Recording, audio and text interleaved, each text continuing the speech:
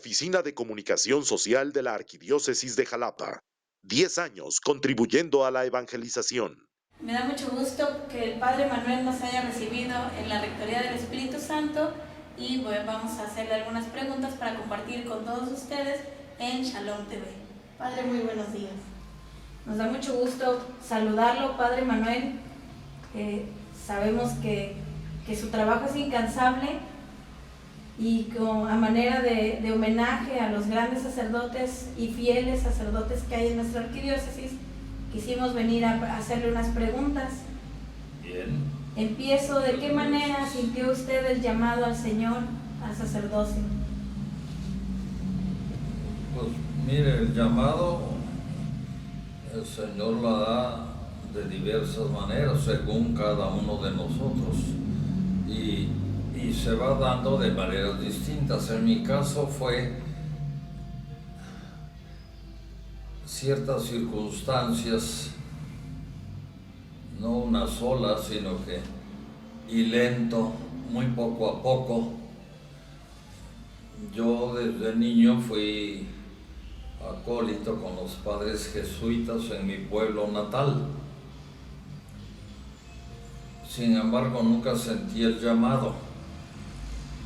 Por alguna razón, ya no viene al caso, me mandaron mis padres a estudiar a Puebla con los padres jesuitas, al Colegio del Sagrado Corazón. Ahí terminé primaria, secundaria y preparatoria. Regresaba a mi pueblo los fines de semana, como muchos estudiantes ahora. Nunca sentí yo el llamado. Traté con muchos sacerdotes muy buenos maestros, muy buenos sacerdotes, y me llamaron la atención. Algo dejaron en mí mientras que fui acólito, después en mis estudios, pero no pensé que estaba hecho para el sacerdocio. Después tuve que ir a la Facultad de Medicina, a estudiar medicina en México, en la UNAM. Ahí seguí encontrando sacerdotes jesuitas que me ayudaron mucho porque nos facilitaban laboratorios, microscopios, un lugar donde estudiar. En la facultad no había más que las aulas para escuchar las clases, y de ahí mi domicilio donde yo me hospedaba quedaba muy lejos. Seguí tratando con los padres en una, pues no escuela, una biblioteca y a la vez laboratorio que se llamaba BIOS. Pero para entonces, regresando un poquito, estaba yo por cumplir 15 años, quedé huérfano de padre y madre. Fui el menor de 14 hermanos. Y desgraciadamente aquella unidad que había con mis padres y el ambiente que era muy favorable para mí cambió totalmente con la muerte de mis padres. Quedé huérfano y resentido con el Señor, porque con unos cuantos meses de diferencia perdí a papá y luego a mamá. Y me alejé de las prácticas religiosas, resentido. En una Semana Santa el Señor me cambió, y estando yo en un fin de semana caminando por las calles de la colonia en donde yo vivía, recordé que era Viernes Santo y que mi madre siempre me decía que rezara yo una salve a la Virgen Dolorosa los viernes de Dolores. Entré y recé, y ahí encontré un sacerdote que me acabó de orientar, un sacerdote de la Sociedad de María, y empecé a sentir el llamado. y como si hubiera sido la gota que derramaba el llamado, me decidí a dejar medicina y entré al seminario de los padres maristas. Ahí es. Así es que mi vocación, pues el Señor va tejiendo poco a poco, paso a paso. A veces llama a golpe, de inmediato. A veces nos va haciendo entender las cosas por el sufrimiento, la soledad o el rechazo.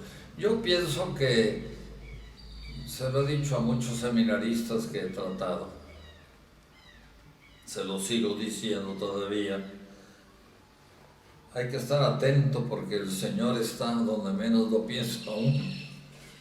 Está donde quiera continuamente, y nos llama a diversas vocaciones, ¿no? No hay un tiempo exacto, no hay una idea exacta, son varias cosas. A mí el Señor me fue llamando poco a poco yo creo que primero fue el contacto con los padres que me trataron cuando fui acólito, en mis estudios, incluso en la facultad. Por otro lado, el quedar huérfano y el ver que en mis hermanos, desgraciadamente, ya no había el ambiente, que la familia se disolvió, por decirlo así. Y en tercer lugar, el contacto con los estudios de medicina, porque teníamos anatomía y contacto con los cadáveres, y todo eso va impactando poco a poco, impactó en mí. Fue así cuando yo me decidí a entrar al seminario. Vocación. Así fue mi vocación. Es decir, que el Señor nos va llamando acá de manera muy personal. Estamos llamados a formar familia, iglesia, comunidad, pero antes no hay que olvidarlo. En el Evangelio, cuando Jesús llamó a los primeros apóstoles, no les dijo, vengan, vamos a hacer un seminario, no. Le dijo, tú eres Pedro, y a ti, Felipe, te vi debajo de la higuera. Y de ahí viene el deseo de, Señor, ¿dónde vives? Y les contestó, síganme. Nada más que seguir al Señor, pues cada quien en su propio medio. La vocación para un muchacho del Bajío, en el centro del país, donde hubo una mayor evangelización, es distinta que la que pueda haber en Tabasco o aquí en Veracruz, ¿no? Resumiendo, creo que el Señor nos va, no siempre se oye la voz del Señor, sí es fuerte la voz del Señor, pero nosotros, pues el Señor nos entiende y nos va hablando de diversas maneras. Está presente, llama, pero pues a veces no. Somos distraídos o no le damos mayor importancia. Me impacta en el Evangelio el que Jesús, cuando hablaba con los discípulos, los que lo seguían, explicaba algo. Explícanos la parábola, así se las explicaba. Y luego les decía, ¿entendieron esto? Todavía en la última cena, ¿saben por qué he hecho esto por ustedes? Entonces, hasta que Jesús nos interroga, somos de cabeza dura. A veces el llamado no. Me impactaba eso del Evangelio, que cuando les explicaba, como los alumnos en la universidad entendieron, sí, cómo no, pero luego tienen que andar preguntándole al otro, ¿verdad? Oye, ¿qué dijo? ¿Cómo es esto? Explícame, ayúdame. Pero el maestro decimos, sí, Señor, ya entendimos. Igual los apóstoles, iguales, los que somos llamados igual. Es decir, no es fácil ir viendo la voluntad de Dios, ni a qué te llama, ni dónde. Se requiere toda una vida. Antiguamente había, todavía a mí me tocó, seminarios menores, desde chiquillos, desde primaria al seminario. ¿No? Se iban, todavía hay algunos institutos que trabajan así. Se iban 30 de un pueblo y regresaban 32. Pero el Señor tiene a lo largo del tiempo sus sistemas, sus de llamado. A mí, en lo personal, para responder a su pregunta ya, me llamó el Señor a través de todo un trabajo de años de orfandad, de estudios, de contacto con la realidad, saber lo que era falta de familia, falta de unión, saber lo que era la vida, cuando ve uno con qué facilidad se escapa de las manos, ¿verdad? Y porque llegaban al anfiteatro ahí con los cadáveres, muchos suicidados que no habían encontrado. Todo eso fue, entonces el Señor me llamó paulatinamente, no fue de golpe, y a través de muchas circunstancias personales. Sí lo resumo y quisiera yo enfatizar, antes que hacer iglesia, somos llamados al contacto con Jesús. El cardenal Newman, que fue anglicano primero, se convirtió y llegó a cardenal, obispo y cardenal de la Iglesia Católica, tiene en sus escritos algo que también me impactó desde hace mucho. Nadie puede llegar a ser verdaderamente cristiano ni a entender su vocación a menos que antes tenga un contacto personal con Cristo. Allá a lo mejor nos tiene que decir como Felipe, te vi cuando estabas debajo de la higuera. O decir, tú eres Pedro, sí, pero te vas a hacer esto.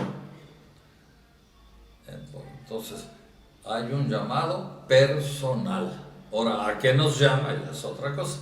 Ya sabemos, ¿verdad? A la salvación del prójimo, a la evangelización para que la gente se vuelva a Él. Eso sería mi vocación, mi llamado. Padre, ¿quién y dónde le ordenaron sacerdote? Bueno, estudié el curso ordinario, me dispensaron por mis estudios previos en la facultad, me dispensaron de un año de filosofía, pero me dieron 2 de noviciado en lugar de 1. Los superiores tienen sus criterios. Me ordenaron en el año 2 de febrero de 1959. Estaba yo estudiando un curso de psicología en Nueva York, todavía como teología, y me dijeron que si quería ordenarme allá, y yo no quise, me regresé a la parroquia marista de la Inmaculada Concepción en la colonia Clavería del Distrito Federal. Me ordenó entonces el obispo auxiliar Monseñor Orozco y Lomelí, al obispo auxiliar de la diócesis, en la iglesia de la Inmaculada Concepción, la parroquia de Clavería. ¿Cómo llegó a sacerdote diocesano aquí, o a quedarse aquí en la diócesis de Jalapa? Una larga historia. Después de ordenado me mandaron mis superiores al seminario marista de Guadalajara, donde estuve 1 año dando clases. De hecho, he estado muy poco tiempo en parroquia yo, hasta posteriormente. De ahí me mandaron al colegio franco-inglés. Estuve ahí 13 años enseñando. Los domingos iba a auxiliar yo a alguna parroquia, a oír confesiones o a celebrar la Sagrada Eucaristía. Pero mi labor era el colegio. Entonces, mañana y tarde. Estuve los primeros años como prefecto de estudios. Después di clases de anatomía a los médicos, porque los bachilleratos eran separados. Di también un poco de latín a los abogados y no recuerdo alguna otra clase. Luego dejé el cargo y ahí mismo en el colegio seguí como prefecto de disciplina 3 años y otros tantos años director espiritual. Era el encargado de dar retiros a los estudiantes de preparatoria, porque había kinder, primaria, secundaria y preparatoria. Y a los de ingreso a la universidad también se les daba una preparación espiritual en la UNAM. Allí estuve hasta el año 1979. Me cambiaron. Naturalmente yo estaba empapado en el sistema antiguo, en lo religioso y en lo eclesiástico. Por eso respondo un poquito a la otra pregunta, vino el Vaticano II. Costó trabajo, ¿verdad? Me acuerdo que hubo que empezar a dejar el latín.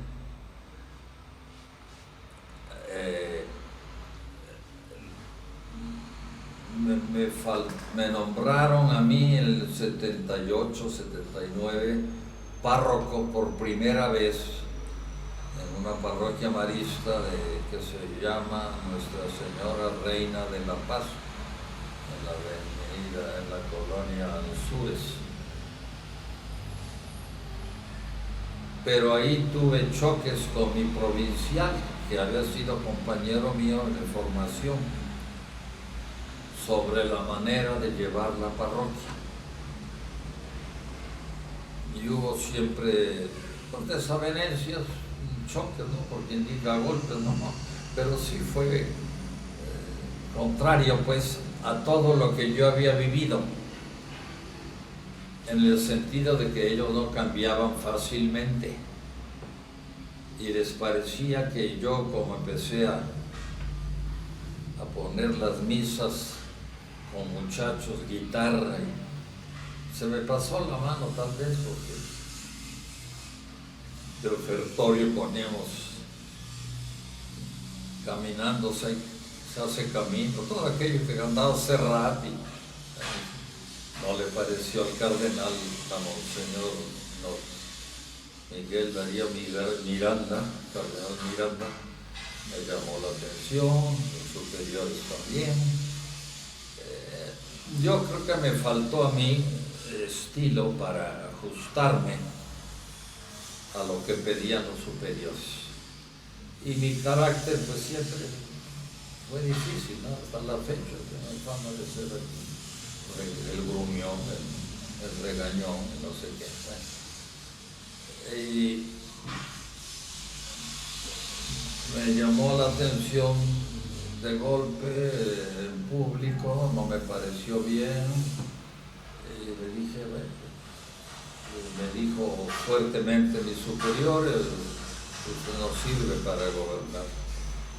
Yo me exalté un poco, lo grité, le dije, tiene usted razón, como no sirvo, pues, discúlpenme, pero pido mi salida de la Sociedad de María.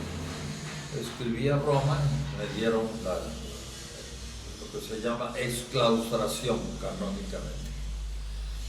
Y busqué, como me daban oportunidad los cánones, algunos padres me dijeron, quédate en la Arquidiócesis de México, nunca me ha gustado el apostolado, la manera de llevar la liturgia, eso no me agradó. Bueno, cada región tiene su modo, ¿no? Yo había conocido al señor, los cánones, un canon que dice que tenía yo la opción de buscar un obispo benévolo. Y de obispos, pues conocía yo los arzobispos muy buenos de aquel tiempo, el señor de Morelia, el señor Altamirano en Puebla, el señor Toriz, Márquez y Toriz, y aquí conocí al señor Abascal cuando yo era chiquillo, porque fue a una coronación a mi pueblo de la Virgen de Guadalupe, en el Santuario de la Concordia. Y dije, bueno, pues yo a mi pueblo, siempre tenemos eso, apego al pueblo, y vine a Jalapa, pero no estaba el señor Abascal para presentarle mi situación, ¿verdad? ¿Cómo estaba? Y buscar un obispo benévolo. El señor Abascal estaba en México, tenía confirmaciones en el Colegio Motolinía allá. Yo dije, pues entonces, ¿qué hago?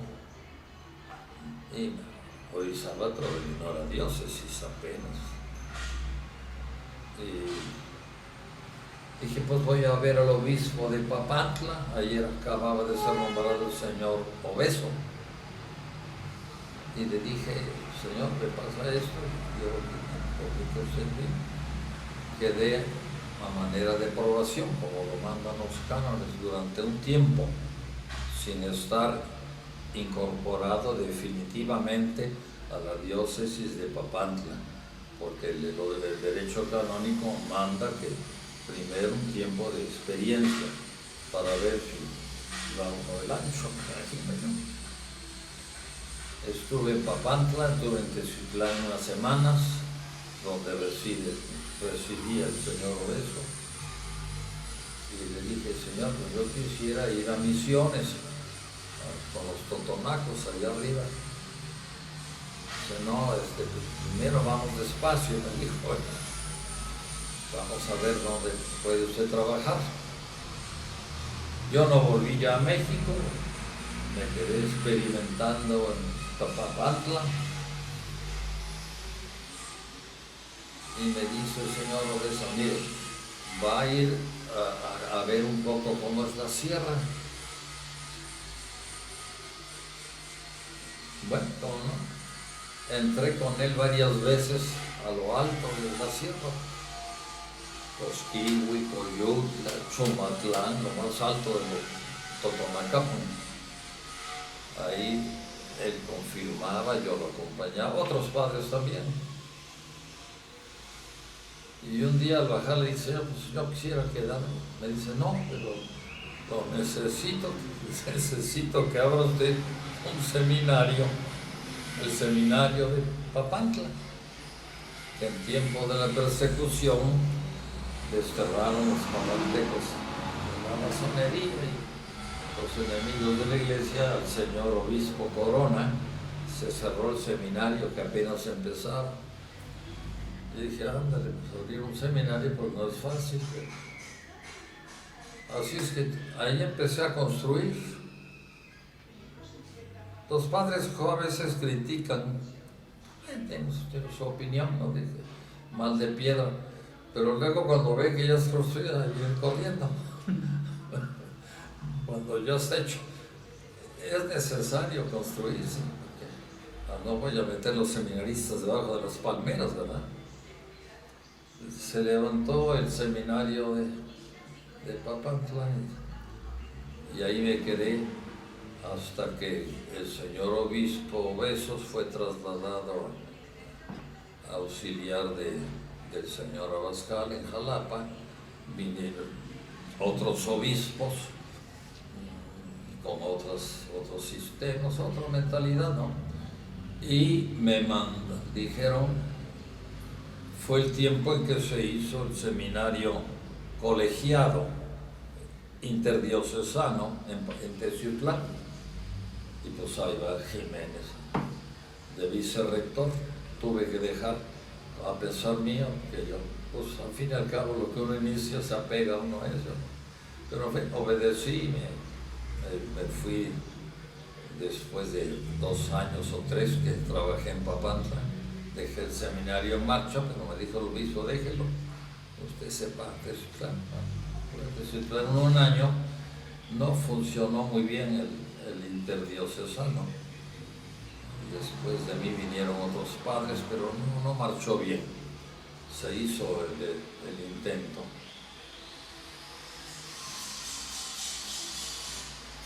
Estuve en Teciutlán 1 año, cambiaron los señores obispos, cambiaron de rector, de vicerrector, y yo vine para acá a dar un poco de clases en el seminario mayor,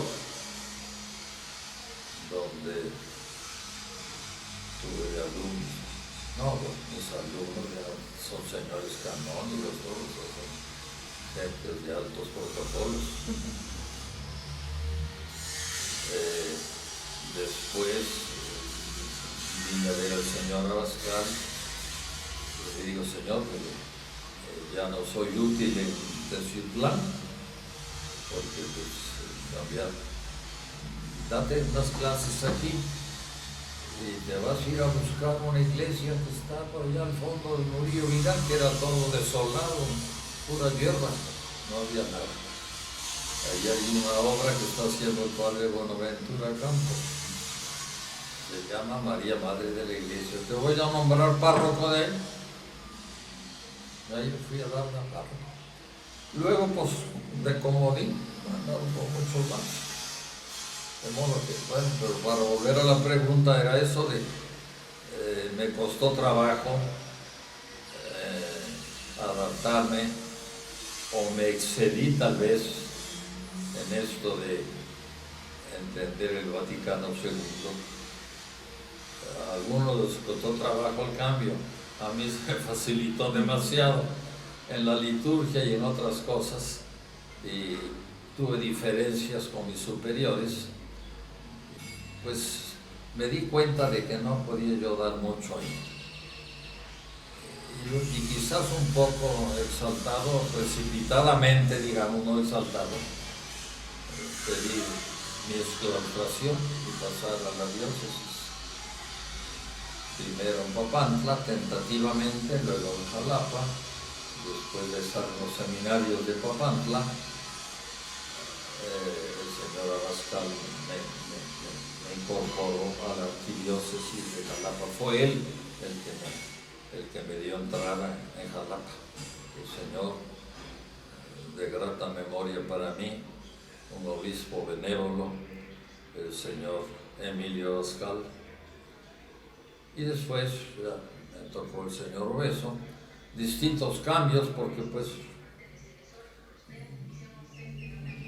los obispos pues, van echando los pobres. Uno cree que echan suerte, ¿no? La necesidad como se presenta aquí o allá.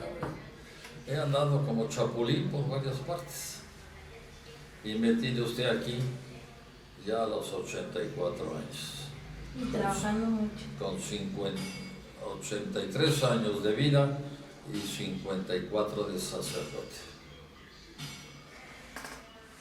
¿Hay un papa de todos los que le ha tocado conocer, del cual su mensaje le haya impactado? A ver, me tocó su Santidad Pío XII. Me tocó fue primero Juan XXIII. Me impactó mucho porque fue el que empezó con la sencillez que ahora aplica tan gratamente Papa Francisco, dejando un poquito cosas boato y esplendores que no van con la iglesia, ¿no? No nos gusta decir verdad, porque cuando nos apergollan y nos llaman a entrar en línea, a todos, cardenales, obispos y curas, pero es lo que está tocando el núcleo de la iglesia, el Papa. pero si alguien me impactó fue el Papa Juan XXIII, porque oía yo de su vida. Primero campesino, fue el primero, creo yo, que permitió que en el comedor del Vaticano, en sus habitaciones personales, en su comedor personal, comía solo. Entraban los religiosos, les servían, esa era la costumbre con Pío XII. Cuando yo era niño veía que salía el Papa en procesión, lo cargaban los abogados de Roma en la silla gestatoria y iba trepado con su corona. Y era bonito, ¿no? Los cantos de los coros, las entradas a las misas solemnes. Pero poco a poco uno conociendo la iglesia también, el misterio de la iglesia, ¿no? Y el que empieza con esa sencillez, me tocó aquello de que dijo, la iglesia necesita aires nuevos, vamos a abrir una ventana para que entre el aire nuevo, fresco. Y decían, entró un huracán, vino el Concilio Vaticano. Por eso me impactó su santidad. Y empezó con reglas que le hacían a uno pensar. Se habló mucho de que una vez en una misa solemne en el Vaticano iba todavía en la silla gestatoria ahí, cargado, y dijo, párense, porque vio un suéter tirado ahí, dije, dámelo, se lo soltó. Le vio el cuello y estaba con letras chiquitas el nombre del sacerdote que lo había olvidado. Luego llegó a su oficina, investigó dónde estaba el padre, se lo mandó en su paquete y le dijo, hermano, te mando tu suéter porque te hace más falta a ti que a mí. Juan XXIII. Muy humano. Y como gobernante de la iglesia, pues con muchas dificultades, pero el Concilio Vaticano no fue fácil implantarlo. Gente, cardenales y gente de la iglesia que pensaba de otro modo, que no era el momento. Después vino su santidad Pablo VI, también me impresionó de él. Juan XXIII llamaba a sus hermanos, vénganse a comer conmigo, no me sabe la comida, estoy muy solo aquí. Y los hermanos decían, no, que te vamos a llevar, si tenemos la cosecha de la avena, ¿quién va a cosechar? Y no podían venir, pero a veces venían y comían en el Vaticano. Su santidad Pablo VI le ofrecieron arzobispo de Milán,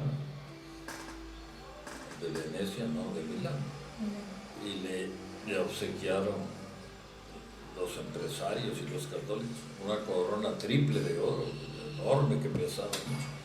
No la quiso, la rifó, la vendió, no sé qué hizo. Poco a poco fue entrando en la iglesia lo que ahora estamos viendo, ¿verdad? Pero de todos, por la bondad, por la sencillez, Juan XXIII, el Papa Bonachón, el Papa bueno. Me tocó Pablo VI, me tocó, ¿quién? Juan Pablo I. Juan Pablo I, que duró un poquito, el peso que le tocaba, no aguantó el corazón. Me tocó Juan Pablo II, su santidad, San Juan Pablo II, me tocó el Papa Benedicto, emérito, me tocó el Papa Francisco, así que 6 papas me han tocado. Pero todavía me acuerdo de las clases en latín y el sistema del seminario. Y cuesta trabajo ver, porque estuve un poco cerca de seminarios, el trabajo difícil de entender los cambios cuando a uno le tocó el rigor, la disciplina, ¿no? Nosotros no podíamos recibir cartas nos daban refresco una vez al año, 1 para 2. Había los jarritos, 1 para 2 seminaristas en la Pascua de Resurrección. Y ahora veo que los muchachos, yo tuve compañeros muy buenos. Había un químico titulado, pero un día se le ocurrió en un paseo, vio una colilla y se la prendió y se la fumó. Bueno, y era un excelente muchacho. Después fue allá, se ordenó misionero, anda por África, en Angola, así. Bueno, pues eso es como yo viví el Vaticano II. Y ahí va el papel de los laicos. Fue una bendición abrir a los laicos el apostolado, la iglesia, y es necesario, ¿no?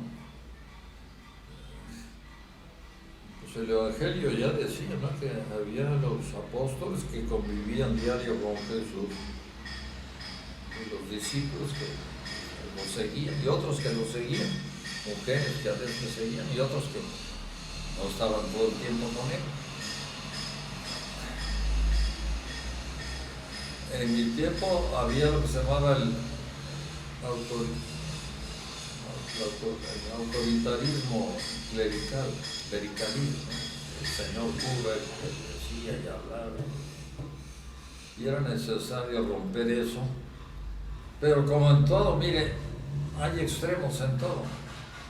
El sacerdote para predicar, para evangelizar, para presidir la liturgia, para ver los enfermos, no se da abasto. Era necesario, por la naturaleza misma de la iglesia, que los laicos despertaran. Y han surgido muy buenos evangelizadores, ¿no?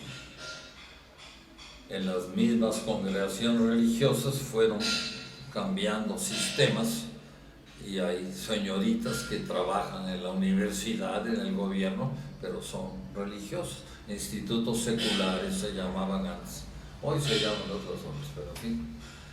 Y luego los laicos los fueron incorporando con mucha dificultad poco a poco. ¿Y qué se necesita? Que se preparen. Cómo llevar la comunión, cómo hablar al enfermo.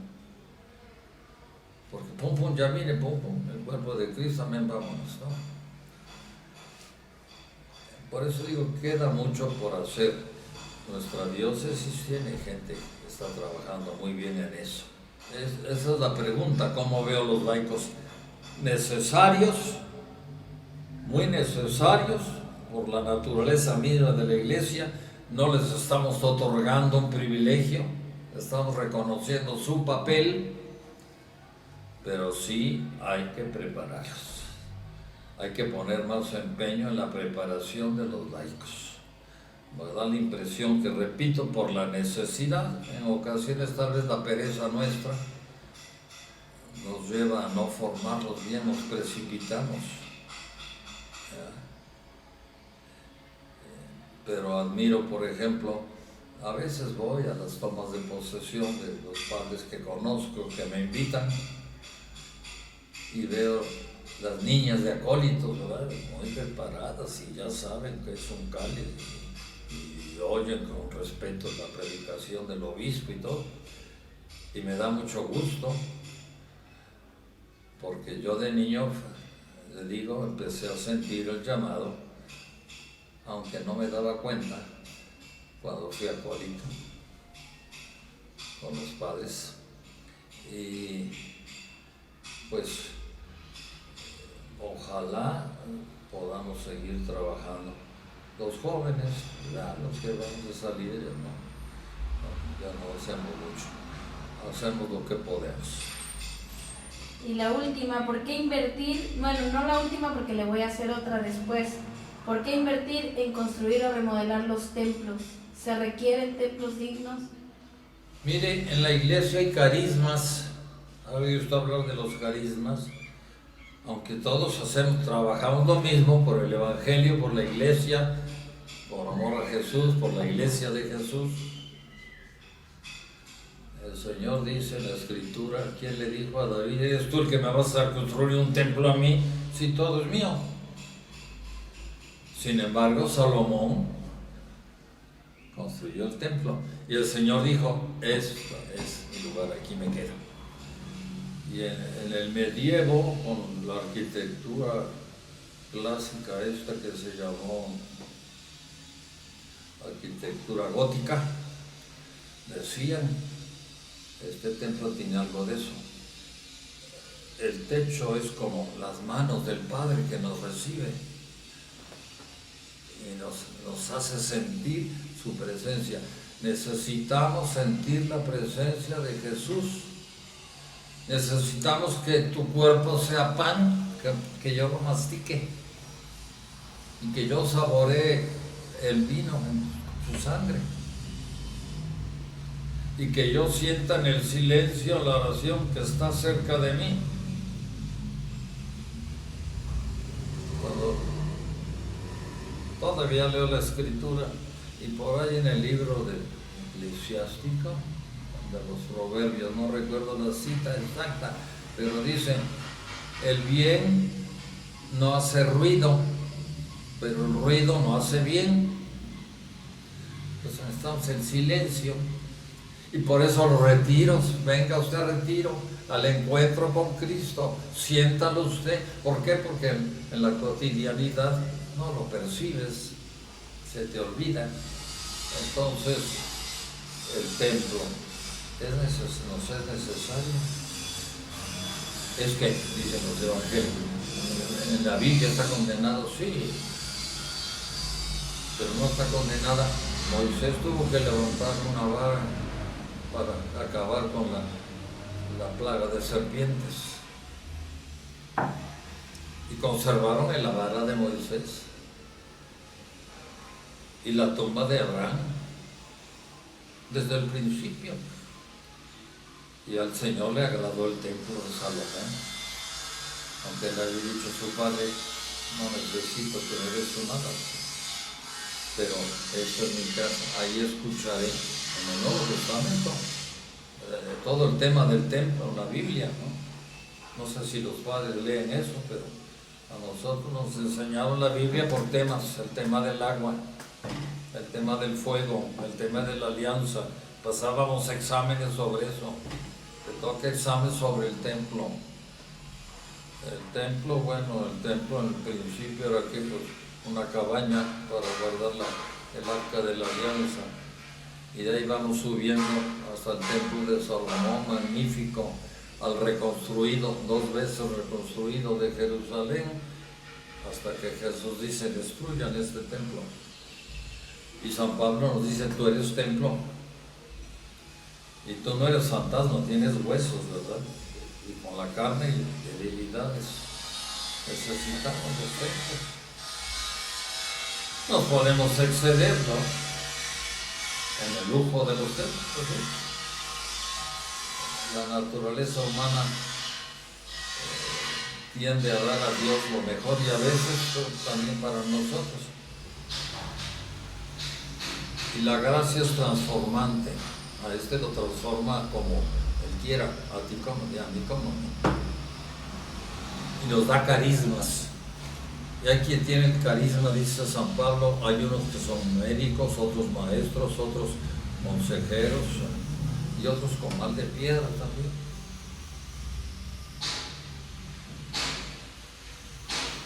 En la marcha, el esqueleto es lo material. El alma de la iglesia es el Espíritu Santo. Y si no hubiera Vaticano, no hubiera Basílica de San Pedro, claro, la comunidad sigue siendo iglesia. Tú y vamos a la Eucaristía, a la hora santa, etc. Yo les digo aquí, además, hermanos, si les molesta, porque en mi misa de 1:30, que predico muy largo, hay libertad para oír la misa, no sé, confesarse igual. Entonces, Yo de niño muchas veces veía a un padre jesuita que era muy severo y decía, con ese no. Esperaba que saliera el otro. Hay libertad en eso. De manera que la iglesia es la iglesia. El Señor nos ama y te ama como Liliana. No te va a amar y a llamar y a darle tarea a tu mamá igual que a ti o igual que este. Personal. Te lo decía yo hace rato. Primero el encuentro personal con el Señor. ¿Y a qué te llama? Al apostolado. Tenemos que volvernos a los demás. Pero primero lo primero. Encuentro personal con Cristo. Y si no, no hay religiosidad auténtica, falta algo. Oficina de Comunicación Social de la Arquidiócesis de Jalapa. 10 años contribuyendo a la evangelización.